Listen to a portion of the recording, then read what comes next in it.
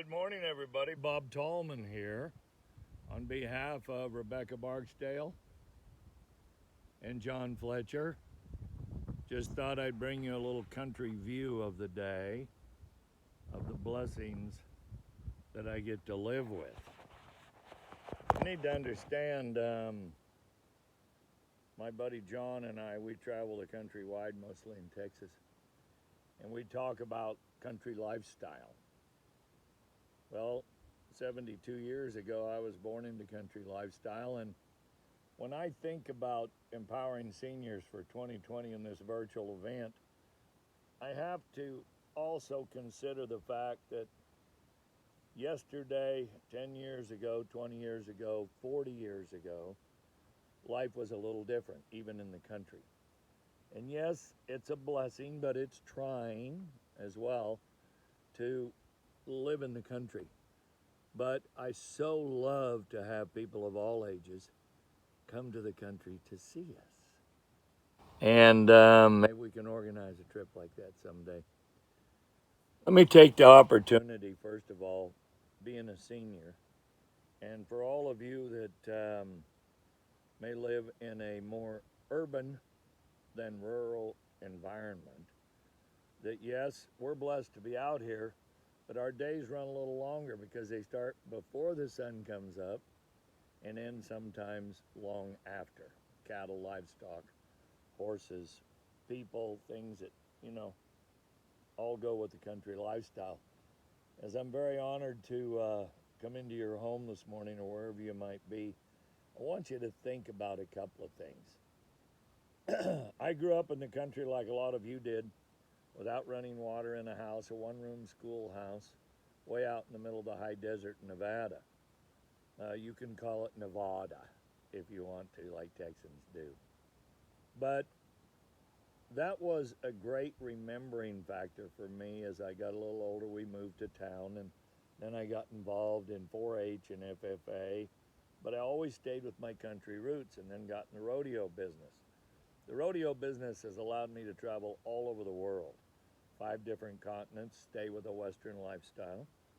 And as I've got older, my appreciation level for what I did, not for what I'm going to do, it grew.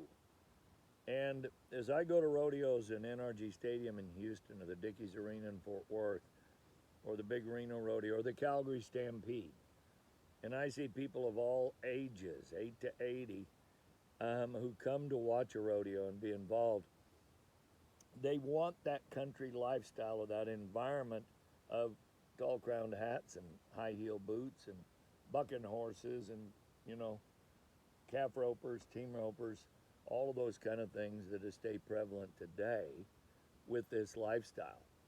And what I want you to understand is that you and I might not have had running water in a house. We didn't have television. I was 12, 14 years old before I ever saw TV.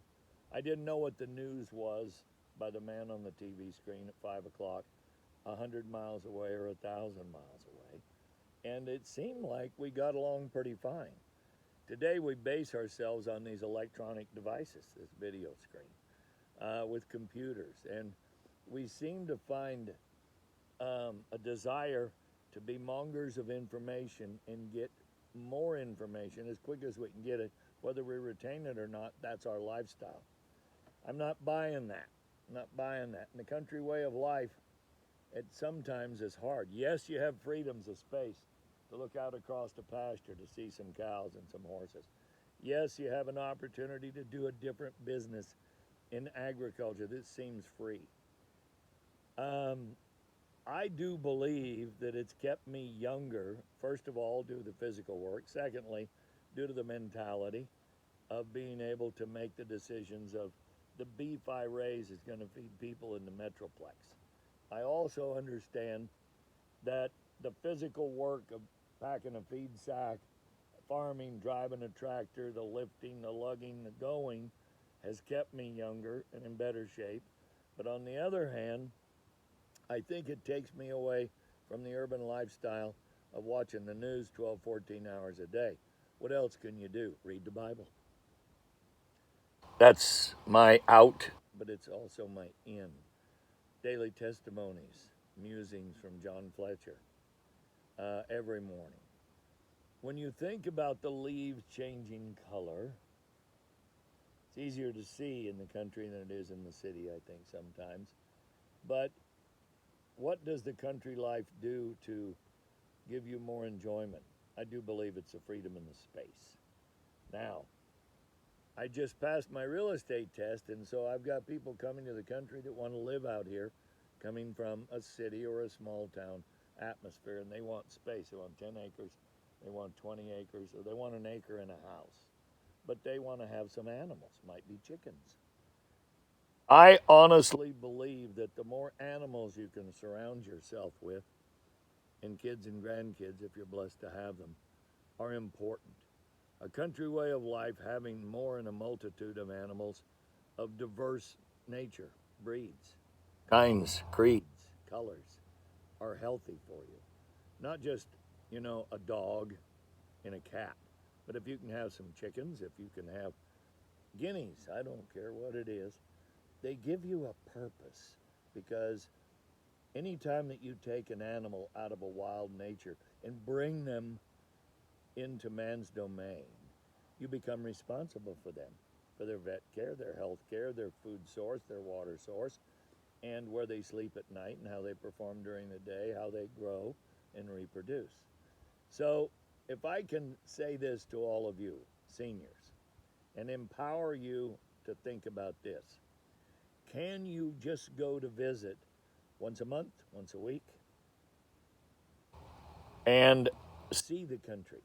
Have somebody take you, or you drive out in the country. See what a farmer does and a rancher does to provide food. So many people don't understand this, but let me put this in your head. 2% of the world's population are farmers and ranchers. 2%. And they feed 98% of the world. I'm going to say that one more time. 2% of the country people that are ranchers and farmers feed 98% of the world. Food source of any and all kinds that grow from nature and the ground. Food source in raising cattle and pigs and chickens and turkeys and everything that we eat. Are we important to live out in the country? Yeah. Are we blessed? Yeah. Are we an endangered species? Yes. Why? Everybody in the city wants to move to the country. They want space, but they want security. They want a gas station close. They want a grocery store close. They want a drugstore close. So the country is being polluted by people, and I mean that in a positive manner, who deserve to come to the country, but they want the same freedoms. Take a drive in the country. Have somebody take you for a drive in the country.